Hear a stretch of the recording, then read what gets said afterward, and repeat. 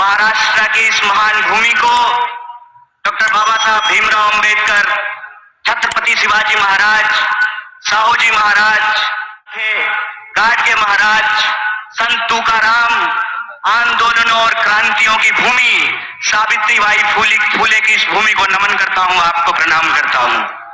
साथियों, बिना किसी औपचारिकता के मैं सम्मानित मंच का अभिनंदन करते हुए आप तमाम भारतीय राष्ट्रीय कांग्रेस के एक एक कार्यकर्ताओं का, समर्थकों का, मतदाताओं का, देश के कोने कोने में किसी भी माध्यम से इस कार्यक्रम से जुड़े हुए कांग्रेस परिवार के एक एक सदस्य को पार्टी की स्थापना दिवस के मौके पर हार्दिक बधाई देता हूं, आपका हार्दिक अभिनंदन करता हूं।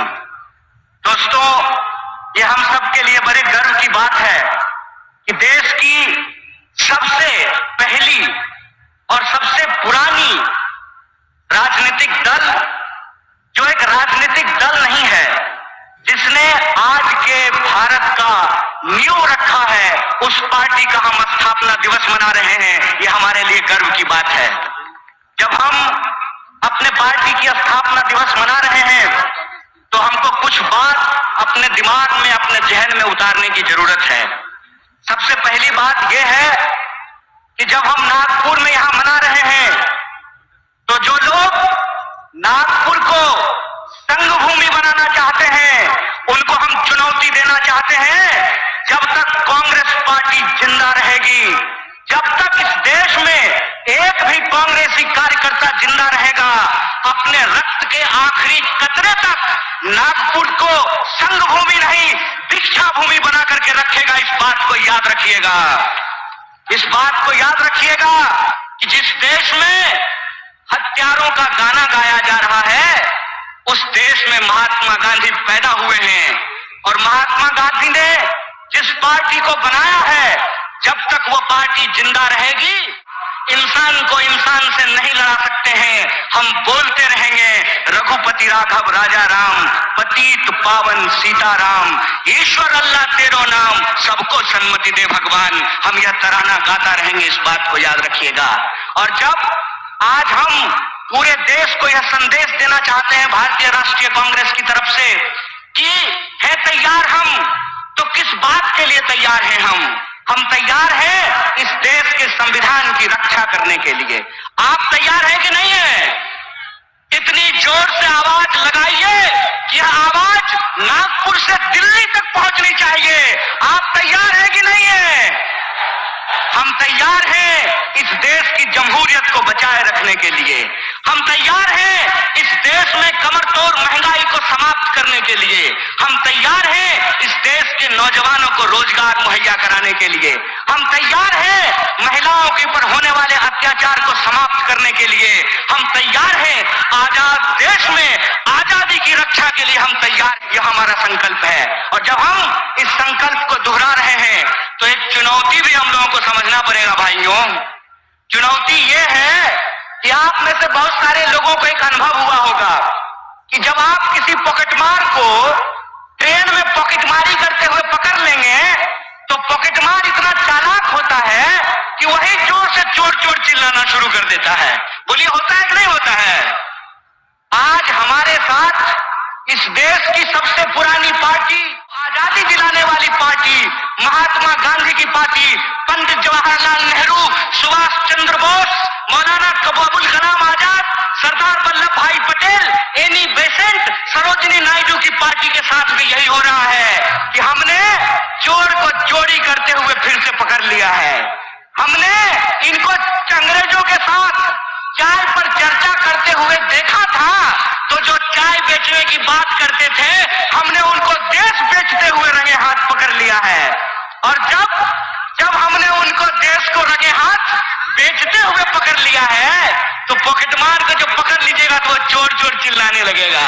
वो कहते हैं कि कांग्रेस इस देश में भ्रष्टाचार लेकर के आई।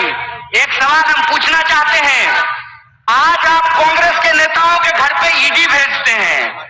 परसों जया शाह के पिताजी से वही कांग्रेस का नेता अगर फोन पे सेटिंग कर ले तो वो ईडी जो है अपना रास्ता कैसे भूल जाती है? इसका मतलब यह है कि जो पार्टी देश की पार्टी है, उस पार्टी को देश के आम लोगों के नजर में बदनाम किया गया है।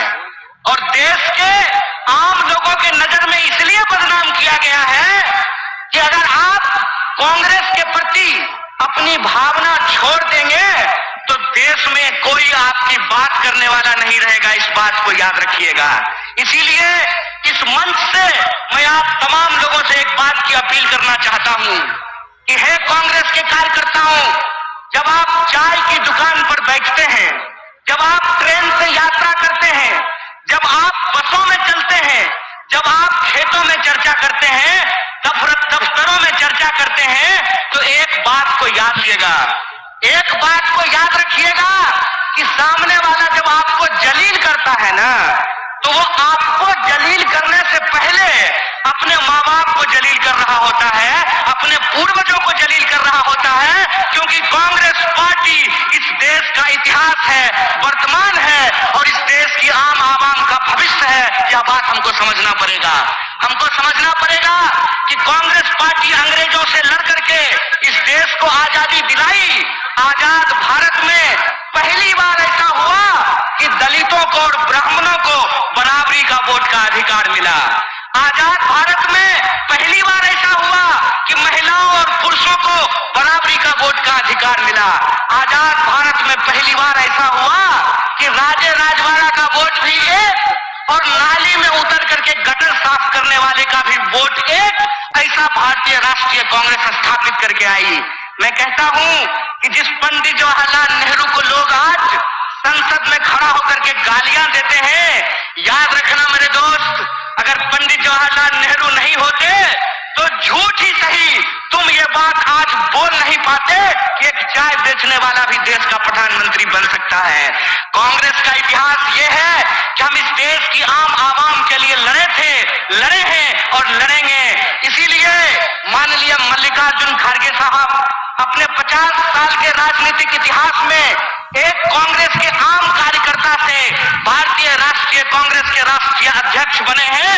यह है कांग्रेस पार्टी का लोकतांत्रिक इतिहास, यह है इस देश का इतिहास। इसीलिए आप तमाम कार्यकर्ताओं से मैं अपील करना चाहता हूं कि आज जो देश की हालत है, जिस तरीके से किसान आत्महत्या कर रहे हैं, जिस तरीके से हर घंटे नौजवान आत्महत्या कर रहा है, इसीलिए हमको इस संकल्प के साथ चलना पड़ेगा कि ये हमारी कांग्रेस है, हम सब की कांग्रेस है, यह हमारा देश है, हम सब का देश है और इसको बचाने के लिए अपने शरीर के आखिरी खून के बूंद तक हमको संघर्ष करना पड़ेगा। तो आप बताइए, चुनावी हार जीत अपनी जगह पे है, देश बचाने के लिए, संविधान बचाने के लिए, सबको शिक्षा के लिए, सबको काम के लिए आप तैयार हैं कि नहीं है? अगर आप तैयार हैं तो आखिरी बात बोल करके मैं अपनी बात को खत्म करूंगा। हमारी रगों में उन पूर्वजों का खून बहता है जिन्होंने इस देश को अंग्रेजों की 200 साल की गुलामी से आजादी दिलाई थी। जब हमारे पुरखे अंग्रेजों की टैंक से नहीं डरे, जब हमारे पुरखे बलिदानियों का इतिहास बनाया, जब हमारे पुरखे फांसी के फंदे को हंसते हंसते चूम लिया, तो तुम एक बात जान लो भाई, तुम्हारा जो फ्रंटल ऑर्गेनाइजेशन है ना, ईडी और सीबीआई, उससे हम घड़ी घंट नहीं डरने वाले हैं। आप लोग डरने वाले हैं क्या? तो इस देश की बचाने की लड़ाई में सबको शिक्षा के लिए, सबको काम के लिए और इस देश के हर आवाम को बराबर के आत्मसम्मान के लिए आप संघर्ष करेंगे कि नहीं करेंगे? अगर हम पूरी तरह से संघर्ष करेंगे तो आखिरी इस अपील के साथ, आखिरी बात के साथ अपनी बात खत्म करता हूं कि कहते हैं कि कैसे आकाश में सुराख नहीं हो सकता, एक पत्थर तो तबीयत से उछालो यारो। अगर कांग्रेस का एक एक कार्यकर्ता आज भी गांधी को अपने दिलों में बसा करके सड़कों पे निकल जाए तो इनको हम सिर्फ हराएंगे नहीं बल्कि एक नए भारत के सपने का निर्माण करेंगे। इन्हीं शब्दों के साथ एक बार पुनः अपने पूरे नेतृत्व को धन्यवाद धन्यवाद अदा करते हुए और हमारे नेता मुकुल जी को धन्यवाद अदा करते हुए आप सबका धन्यवाद अदा करते हुए अपनी बात को खत्म करूंगा। शुक्रिया। इनकलाब जिंदाबाद। जय हिंद, जय भारत, जय कांग्रेस।